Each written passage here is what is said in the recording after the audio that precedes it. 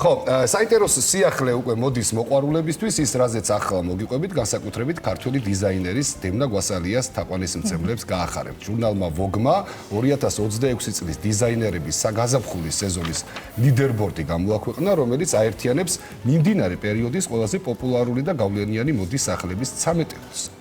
რეიტინგი ციფრულ პლატფორმებზე მიღებულ გამოხმაურებებსა და ონლაინ ტრენდებს ეფუძნება, მასში კი ლიდერობენ Gucci, Bottega Veneta, Balenciaga და Dior.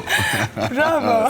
Dior ძალიან. უნდა გითხრათ, რომ Gucci პირველ ადგილს ციფრულ პლატფორმებზე აქტივობებითა და ონლაინ ტრენდების მიმართულებით იკავებს. რაც გამოწვეულია დემნას ეპოქის დასაწყისით. Gucci-ის სამყაროში. მოდის სახლის ოფიციალურ არხებზე თითოეული პოსტი მაყურებლებში განსაკუთრებულ ყურადღებას იქცევს. Gucci სოციალური ქსელების ნამდვილი ლიდერია. მაგალითად, მათ Instagram გვერდზე 30 სექტემბერს გამოქვეყნებულ პოსტს 1 მილიონი მოწონება აქვს.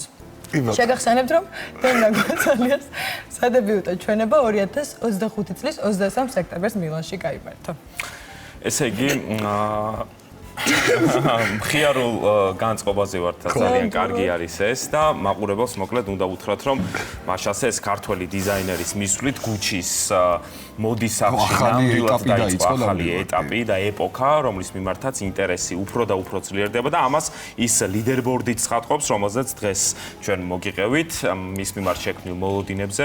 გვასალია ბოლო ინტერვიუში საუბრობს სხვათა შორის და დემნა წერს, რომ რატომ მოვიდოდი Gucci-ში იმის გასამეორებლად, რაც უკვე გაკეთებული მაქვს. ზედაპირულია ჩემს მიმართ მსგავსი მოლოდინის ქონა, ვინც ასე ფიქრობს, მართლა ვერ ერკვევა ჩემს შემოქმედებით ბუნებაში. ერთნაირები ხართ გვასალიები. რაღაცა კომპლიმენტებს ვიღებ დღეს.